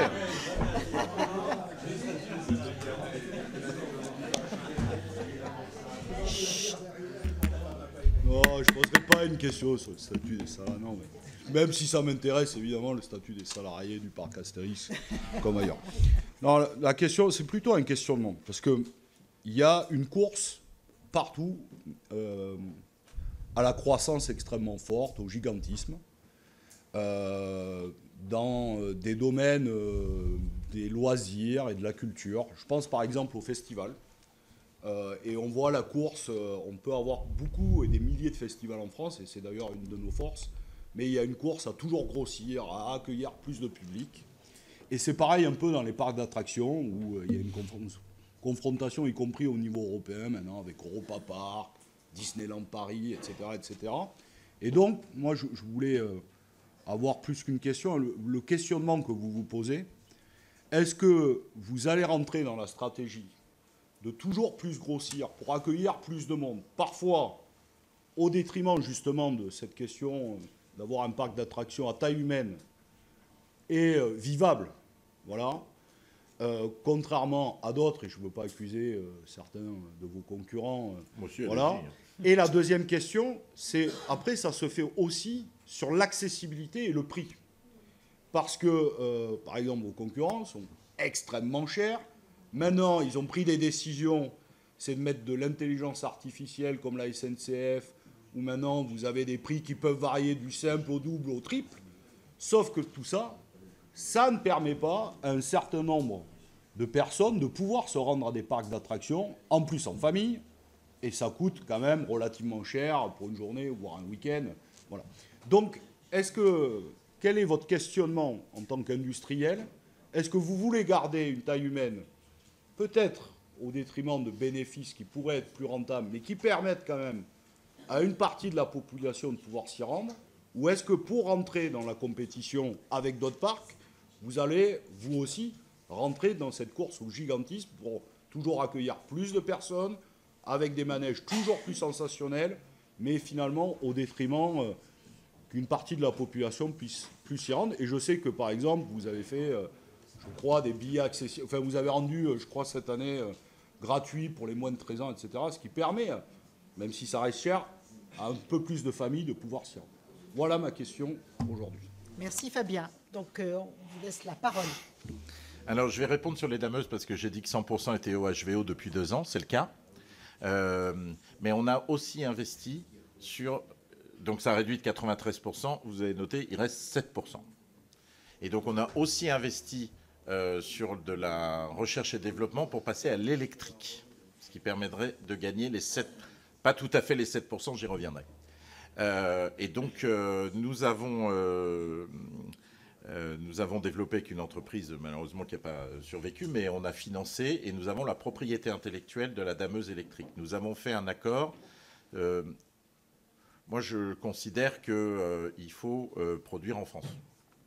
Donc, ce qu'on a fait, c'est qu'un peu comme certains clients qui achètent des avions, ils disent oui, oui, je t'en achète beaucoup, mais tu vas construire ou assembler à Tianjin. On va reconnaître un peu les clients et les avions, mais en moins toute proportion gardée, on est quasiment le premier acheteur mondial ou un des premiers acheteurs mondiaux de dameuses. Donc on leur a dit, nous, on vous met à disposition notre propriété intellectuelle à une condition, aujourd'hui c'est un duopole, hein, un Allemand, un Italien.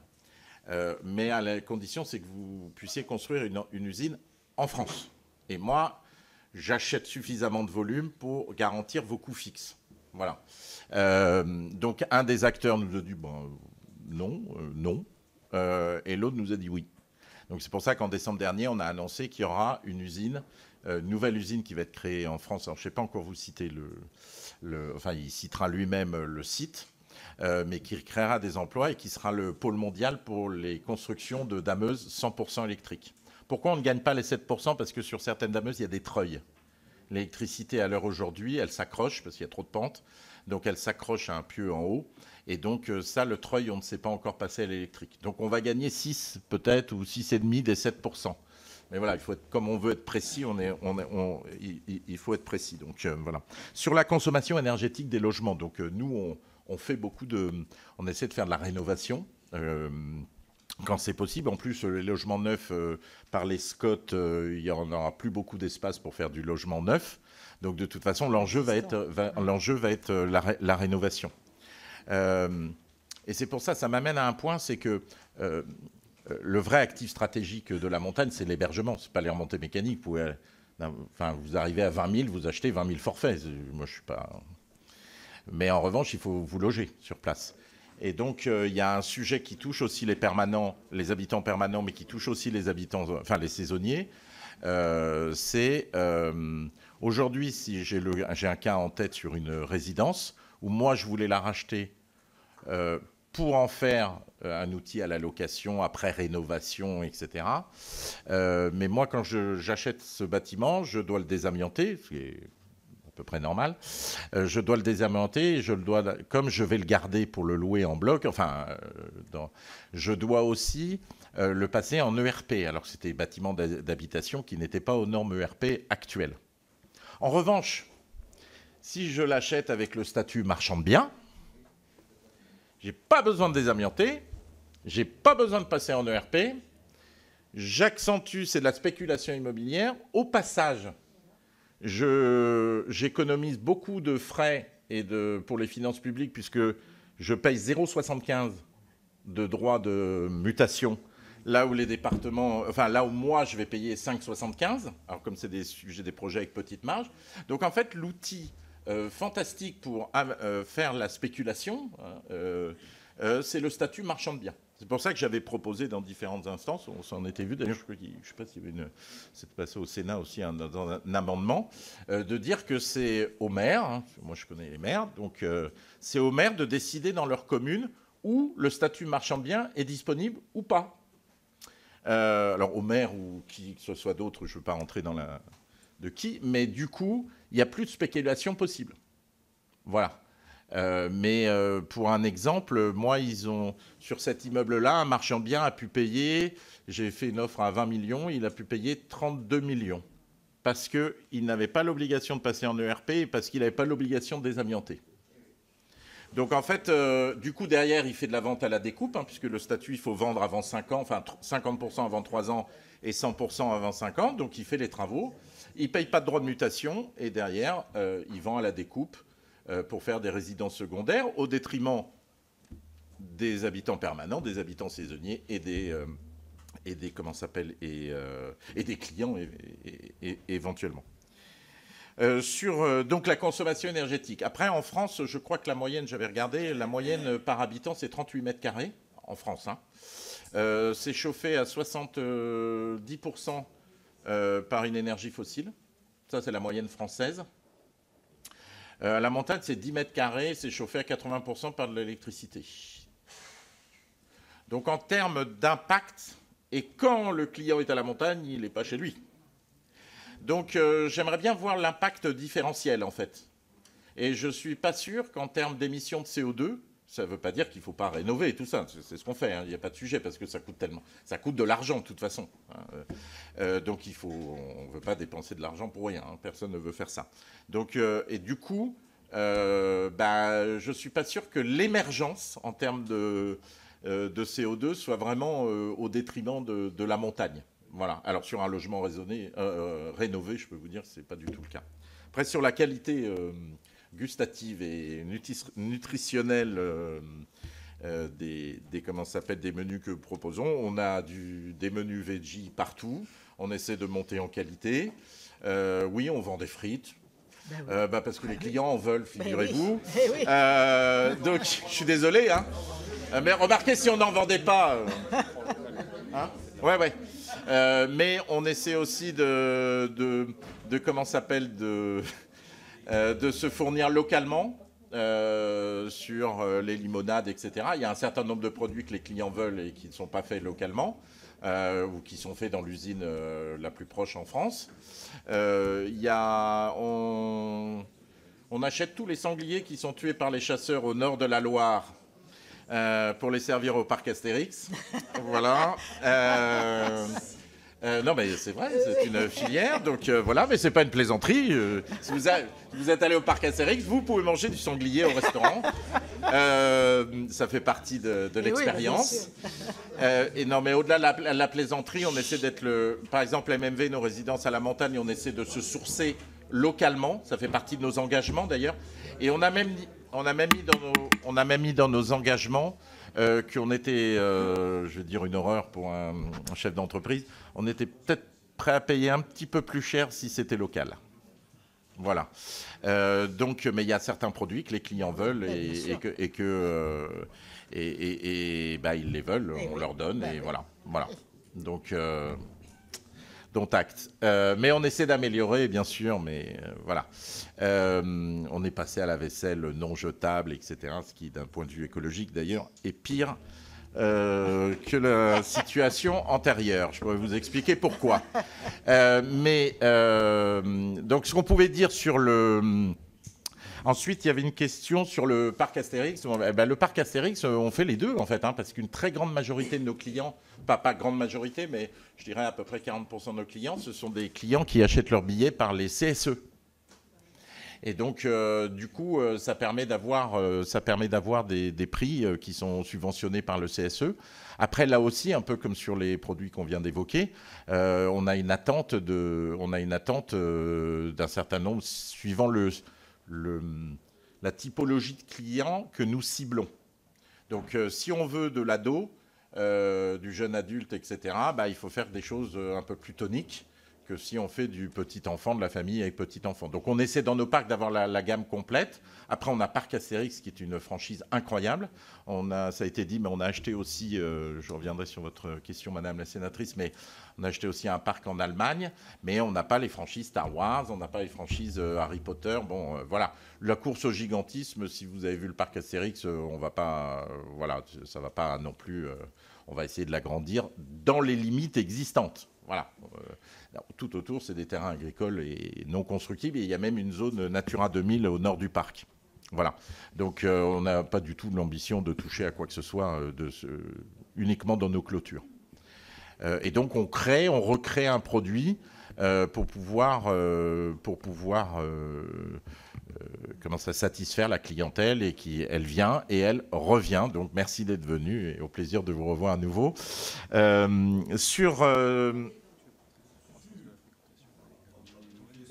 Oui. Oui, on peut dire. Il y a 4 ans, on n'était quasiment pas ouvert à Noël et très peu à Halloween. Hein. Et maintenant, rien que la période d'Halloween, octobre-novembre, c'est 20% du chiffre d'affaires. Et on ouvre à Noël. C'est ce que je disais tout à l'heure sur l'extension des périodes d'ouverture. Il y a un moment, on est suffisamment ouvert pour pouvoir passer du saisonnier en CDI pour ceux qui le veulent. Il y en a qui ne veulent pas. Voilà, on avait aussi examiné, puisqu'on est là, le CD2I, qui avait été créé il y a longtemps, le CDI intermittent, avec un employeur sur l'hiver, un employeur sur l'été, mais on a eu un succès d'estime parce qu'on n'a pas eu de candidat pour travailler dans une résidence MMV l'hiver et travailler dans un hôtel du Futuroscope ou du Parc Astérix l'été. Voilà, avec une période de coupure, mais ce qui permet... Bon, il y a des sujets un peu légaux qui sont compliqués. Ensuite, pour répondre à votre question, Madame la sénatrice, nous faisons un peu d'assistance technique. Et dans le passé, on a été notamment, ça paraît un peu très très lointain, je vous allez comprendre, la Compagnie des Alpes a fait le design de la station de Sochi. Il y a longtemps, pour les Jeux. Et donc, voilà. Aujourd'hui, quand je suis arrivé, il y avait encore des contrats existants pour donner notre assistance. Et à l'époque encore plus lointaine, la Compagnie des Alpes avait fait le design de la station de ski indoor de Dubaï. Depuis que je suis arrivé, on ne peut pas dire qu'on veut atteindre le net zéro carbone en France et continuer à apporter notre assistance technique. Je ne vais pas citer de pays, mais là, on fait des pistes de ski de 500 mètres de long, donc vous voyez le bâtiment, dans un pays où il y a 100% d'humidité et 45 degrés pendant 5 mois de l'année, et qui, par ailleurs, va construire 150 centrales à charbon dans les 5 prochaines années. Donc ça, on ne fait pas. Donc on a arrêté, on avait contrat en cours, on est en train de le finir, mais on n'apporte plus notre... Et ça fait partie de nos renoncements. On n'apporte plus notre assistance technique à des projets pour lesquels il n'y a pas très majoritairement de la neige naturelle, ce qui exclut un certain nombre de géographies, je ne vais pas les citer. Donc nous avons renoncé à un certain nombre de contrats, on l'assume, très rentables et très mirifiques, mais sur lesquels qui ne correspondaient pas à notre raison d'être que j'ai évoquée en introduction de cette intervention. Donc effectivement, la partie internationale, maintenant, notre assistance technique est soumise aux mêmes critères que ceux qu'on développe. Il y a eu un projet aussi de parc d'attractions sur une plateforme, ancienne plateforme pétrolière, où on irait en hélico et en yacht. Et je sais pas. Bon, tout ça, on a dit, on arrête tout ça. Évidemment, on a arrêté tout ça. Voilà, on essaie d'être cohérent à l'extérieur comme avec ce qu'on est à l'intérieur, c'est la moindre des choses. Voilà. Est-ce que j'ai répondu à votre question? Oui, non, on n'a pas de... On a quelques Français. Il se trouve que, par historique, on a beaucoup de Belges qui travaillent dans nos parcs en Autriche. On a acheté en Allemagne aussi. Généralement, il faut quand même être local, puisque, comme ça a été évoqué, les relations avec les autorités locales, que ce soit dans le ski... Bon, le ski, on n'est qu'en France, mais pour l'instant, on verra. Mais dans les parcs d'attractions, il faut être quand même allemand en Allemagne, c'est mieux, quoi. Et français en France, c'est mieux aussi. Donc, on n'a pas beaucoup d'expatriés. On en a quelques-uns, mais ça reste... Et on a... moi, j'avais pas... je suis là depuis 4 ans, mais la Turquie, je ne savais plus. Le Maroc sur station de ski, c'était une micro-mission il y a 10 ans au moins. Donc, non, on ne fait pas de sujet. Et la station au Maroc, ça serait Oukaï Méden, je crois. Mais il y a très longtemps, mais il n'y a plus de... l'enneigement est très aléatoire. Merci. Donc, on va prendre, je crois qu'il y a 4 dernières questions. On va les prendre toutes ensemble. Bernard Buis. Merci, Madame la Présidente. Merci, Monsieur le Président. Vous avez répondu déjà à la plupart des questions que j'avais envisagé de vous poser, mais j'en aurai encore 2. Avez-vous engagé des investissements dans des technologies moins énergivores ou des alternatives plus durables à la neige de culture? Et puis, vous avez justement évoqué vos activités à l'international, notamment via l'ingénierie touristique et la gestion des sites à l'étranger. Quelles sont aujourd'hui vos priorités en matière de développement et comment valorisez-vous le savoir-faire français dans l'exploitation des stations de montagne et des parcs de loisirs? Merci Bernard. Éric Dumoulin. Madame la Présidente, Monsieur le Directeur Général, je voudrais vous parler un peu d'avenir. Vous exploitez, vous l'avez dit, des stations de haute altitude, ou tout au moins d'altitude conséquente. On voit avec la raréfaction de l'enneigement dans les autres massifs et également dans les stations basses que vous avez une fréquentation qui va augmenter de manière considérable dans les années à venir. Comment vous allez gérer cette surfréquentation ? C'est quelque chose qui ressort pas mal de l'expérience client de beaucoup de skieurs dans un certain nombre de vos stations, avec des engorgements, des encombrements, etc. Il y a certaines stations qui ont commencé à envisager des quotas de forfait. sur certaines périodes clés ou certaines périodes tendues. Donc, quelle est votre stratégie de court, moyen et long terme sur cette tendance qui va de toute façon survenir? Comment allez-vous gérer ça et comment allez-vous continuer à gérer la satisfaction client compte tenu de cette pression de plus en plus forte dans vos stations? Merci Eric. Daniel Fargeot. Merci Madame la Présidente. Monsieur le Directeur Général, vous nous avez précisé dans votre propos liminaire quelques difficultés potentielles dans le cadre du renouvellement de certains contrats à venir de gestion de domaines skiables. En cas de non-renouvellement de concession, je ne vous le souhaite pas bien évidemment, vous aurez à faire face à des rachats d'actifs. Avec ce rachat d'actifs, auriez-vous une vision de croissance externe, peut-être revoir vos business models et envisagez-vous de vous orienter vers d'autres compagnies, comme celle du Mont-Blanc par exemple, pour étendre votre périmètre? Pour quelles raisons vous ne souhaitez pas développer vos activités de loisirs l'été en moyenne montagne? Le tourisme de montagne reste pour autant une valeur sûre, avec ou sans enneigement l'hiver. Merci. Et dernière question, Marianne Margaté. Merci Madame la Présidente. Oui, moi je voulais vous interroger également sur le parc Astérix. Donc, voilà. Non, nous n'étions pas ensemble. Monsieur était avec sa femme. Moi, ça fait très longtemps, mais c'est pas très loin de chez moi. Donc, j'y suis allée avec mes enfants, mais pour le coup, maintenant, ils sont bien plus grands, donc ils iront tout seuls s'ils le souhaitent. Moi, ma question, c'est justement le parc Astérix. C'est dans un très joli coin de l'Oise, mais je dirais au milieu des villages.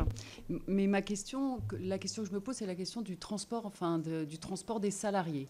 Oui. Puisque nous avons, j'ai vu que vous aviez une liaison directe entre Roissy-Pôle, donc l'aéroport de Roissy, et Astérix. Souvent, on est très attentif au transport rapide de la clientèle, parfois un peu moins pour celle des salariés. Et j'en sais quelque chose pour être... Voilà, les banlieusards que nous sommes de la Grande Couronne, la difficulté parfois de pouvoir se rendre sur un lieu de travail, notamment avec des horaires d'ailleurs qui peuvent être adaptés certes au fonctionnement du parc, mais beaucoup moins à la réalité des transports en commun tel qu'on le vit actuellement. Donc la question, comment vous veillez à la question du transport des salariés qui font vivre le parc? Et est-ce que vous avez des partenariats particuliers pour favoriser l'accès à l'emploi des jeunes et des moins jeunes du territoire, que ce soit de l'Oise, de la Seine-et-Marne, du 95, voire du 93, si on pousse un peu plus loin. Mais, voilà, merci. Merci Marianne. Voilà, monsieur le directeur, les dernières questions. Alors, dans le désordre, pardonnez-moi. Oui, sur la recherche pour l'avenir, sur l'amélioration énergétique, notamment, par exemple, vous m'avez cité la neige de culture. On a investi pas mal d'argent sur la tête d'enneigeur, donc ce qu'on appelle le canon à neige, c'est une perche, et en haut, il y a une tête. Et on a déposé un brevet sur une réduction de la consommation d'eau et d'énergie de 15%. Donc voilà, ça c'est très concret. Et petit à petit, au fil, on remplace avec ces nouvelles têtes d'enneigeurs. Donc j'ai cité tout à l'heure les dameuses électriques, il y a les têtes d'enneigeurs, des choses qui sont un peu moins... Nous récupérons les bandes de roulement de nos remontées mécaniques, nous en faisons les tapis qu'on met au sol en caoutchouc, qui sont recyclés, et maintenant d'ailleurs on en fait même le sous-traitant on fait même des baskets, vous voyez. Donc on arrive à quand même à évoluer sur un certain nombre de choses, mais voilà, c'est très... Oui, puis le renoncement qu'on a, enfin les 5 renoncements qu'on a pris qui sont absolument... Voilà. Ensuite, sur le développement, nous ciblons principalement l'Europe, sur des marchés que nous connaissons et sur lesquels on peut avoir... il peut y avoir des opportunités. Voilà, on ne va pas repartir dans le grand international, on n'est pas un groupe... pour exploiter à l'autre bout du monde. On n'a pas non plus de propriété intellectuelle qui permettent d'être reconnus à l'autre bout du monde, confère ce que je disais tout à l'heure sur les Harry Potter ou les Star Wars. Donc ça, mais nous, donc, c'est l'Europe. Principalement, je pense que dans le ski, on a fait à peu près le tour, pour nous, ce qui nous concerne en France. En revanche, mais ça pourrait être dans des pays proches. On n'exclut rien. Et dans les parcs, c'est l'Europe aussi. Peut-être, si je donnais un commentaire conjoncturel, peut-être pas au Royaume-Uni ces temps-ci, mais voilà, mais on est plutôt sur l'Europe continentale. En France, il n'y a pas d'autres opportunités qui nous intéresseraient. Sur la surfréquentation, alors, le peu de croissance en volume que nous avons, c'est sur les périodes dites creuses. C'est-à-dire, vous avez les ailes de saison avant Noël, après les vacances de Pâques, pour faire simple. Et vous avez donc Noël et février, il n'y a plus de croissance. Les hébergements sont à bloc, si vous me passez l'expression. Donc, de toute façon, il n'y a plus de croissance. Donc, la croissance, on va la chercher sur les semaines entre les vacances de Noël et les vacances de début des vacances de février, où là, effectivement, depuis 2-3 ans, on a eu une augmentation. Avant, il y avait un très fort creux. Il y a un creux, mais un peu moins marqué maintenant. Mars, là, c'est les vacances de Pâques françaises, mais aussi belges, enfin, des pays que j'ai cités tout à l'heure. Donc ça reste encore. Et puis après, il y a une grande descente en avril, suivant le positionnement des vacances de Pâques. Les vacances de Pâques l'année dernière étaient sur... Enfin, Pâques était sur mars l'année dernière, était sur avril cette année. Et on voit qu'à partir du mois d'avril, il y a 2 week-ends à Paris à 25 degrés et plus personne ne pense à la montagne. Même si ça reste ouvert, nos dernières stations, Tignes et Val d'Isère, ferment le 4 mai. Donc c'est la croissance de volume. Donc il n'y a pas plus de monde en février et à Noël. Ça n'existe pas parce qu'en fait, il n'y a plus de capacité d'hébergement. Et si on recule l'hébergement géographiquement en encourageant le multimodal, vous augmenteriez Si on recule, ça veut dire en termes de géographie, plus long. Ah non, mais le modèle, c'est que quand vous allez au ski, vous voulez être quasiment ski au pied. Oui. De plus en plus. Oui. C'est pas ça, c'est l'organisation française telle qui a été conçue le siècle. Elle a été conçue le siècle dernier. Je suis d'accord, mais si vous aviez la volonté d'augmenter le chiffre d'affaires, on pourrait construire en bas, mettre un ascenseur valéen. Comme un peu, ça existe à Bourg-Saint-Maurice avec le. Ouais. Bah, il y a un peu de ce qu'on appelle les excursionnistes. Mais les clients, ils n'ont pas forcément envie d'être, je sais pas moi, à la Léchère ou loger là. Ils veulent vivre l'ambiance de station de montagne, être en haut, en altitude, quoi. Voilà. Mais bon, il y en a certains qui font ça. Il y a aussi des groupes, des communes avec des colonies de vacances, etc., qui sont... oui, mais les navettes, on ne veut pas prendre le bus. Voilà, Voilà, et donc sur la très grande satisfaction client, soit on fait des gros appareils à très fort volume, et on le voit aux arcs avec le Transarc. On a eu avant, il y avait 3 télésièges. C'était un cauchemar. Là, maintenant, il y a un appareil très gros débit, très moderne, qui emmène tout le monde tout en haut. On a fait d'ailleurs des petits musées dans les gares, etc. Et après, ça dispatche sur le volume du haut. Parce qu'il y a aussi un autre phénomène, c'est 80% des clients sur 20% du domaine. Eh oui. Qui vont toujours un peu aux mêmes endroits, etc. Donc on a un enjeu de répartition aussi du nombre de skieurs sur nos domaines. Et c'est pour ça qu'on essaie de faire évoluer et qu'on fait notre discussion avec le maire en disant pour les flux, ça serait bien de faire comme ci, comme ça. Après, il décide, mais ça, c'est sa décision. Donc on n'a pas tant le problème de... Il n'y aura pas de 2 fois plus de monde au février. C'est pas possible. Donc, et comme on construit plus de logements neufs, comme ça a été fait avec les plans de neige du siècle dernier, en fait, on est à bloc. Alors en janvier, il y a encore de la capacité. Et puis les prix commencent à être élevés à Noël et février aussi. Donc voilà. Donc ça c'est un point. Sur oui, donc on a acheté en Allemagne là il n'y a pas longtemps un parc en Allemagne à Leipzig. Nous, on cible, pour répondre à la question, c'est l'Europe. Alors, vous m'avez posé la question de Compagnie du Mont Blanc. Ouais, il n'y en a pas beaucoup, à ma connaissance, à vendre. Comme c'est des DSP, c'est souvent par appel d'offres, et les appels d'offres, c'est tous les 25 ans, donc on a le temps de se positionner. Et puis, la Compagnie du Mont Blanc, nous avons 38%. Voilà, nous sommes si vous connaissez l'adage, nous sommes un gros minoritaire, nous n'avons pas d'impact sur la gestion, sur les décisions de la société. Voilà. Oui. Mais bon.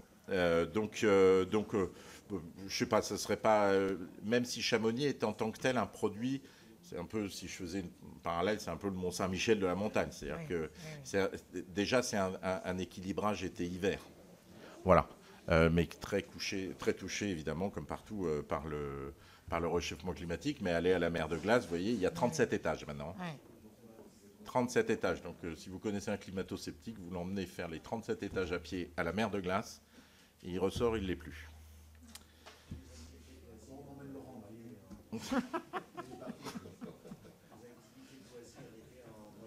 Non, mais alors, moi, l'été, on est comment ça s'appelle ? Nous, on exploite, on a déjà une société qui s'appelle Évolution 2. On fait, par exemple, tout le rafting sur l'Isère. Voilà, c'est à nous. On a les deux bases, il y a des tout petits, mais les deux principales bases de rafting canoë sur l'Isère, c'est Évolution 2, qui avait été racheté juste par mon prédécesseur avant que j'arrive. Et donc, on développe pour les activités outdoor. Il y a un peu de ski, ça m'a créé des problèmes, je vous laisse deviner. Mais en fait, on n'a pas du tout d'ambition d'être intégré, de faire des cours de ski. On en fait un peu, mais l'objectif, c'est d'avoir une offre hors du ski. Alors, soit l'été, mais il y a aussi 18% des gens, c'est un vieux sondage, mais je suis sans doute à actualiser, 18% des gens qui viennent l'hiver en montagne qui ne skient pas. Oui, bien sûr. Donc, en fait, il faut aussi trouver des activités. Et Évolution 2 est un peu un pionnier là-dedans pour arranger, construire des offres qui sont un peu sympathiques pour les gens qui ne skient pas pour X raisons. Et donc, on essaie de développer ça. Mais on n'a pas de comment dirais-je, voilà, vous avez dit on ne le fait pas. Si, on le fait. On investit beaucoup sur l'été. D'ailleurs, certaines stations disent on voudrait un peu plus d'activité l'été, etc.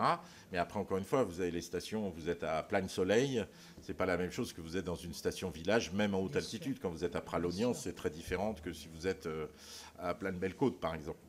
Et Plaine-Belle-Côte, à certaines périodes, c'est compliqué de trouver un hôtel ouvert, des restaurants ouverts, etc. Donc, c'est vraiment sur le cœur de saison, ce qui répond aussi à ce qu'on disait sur les 4 saisons.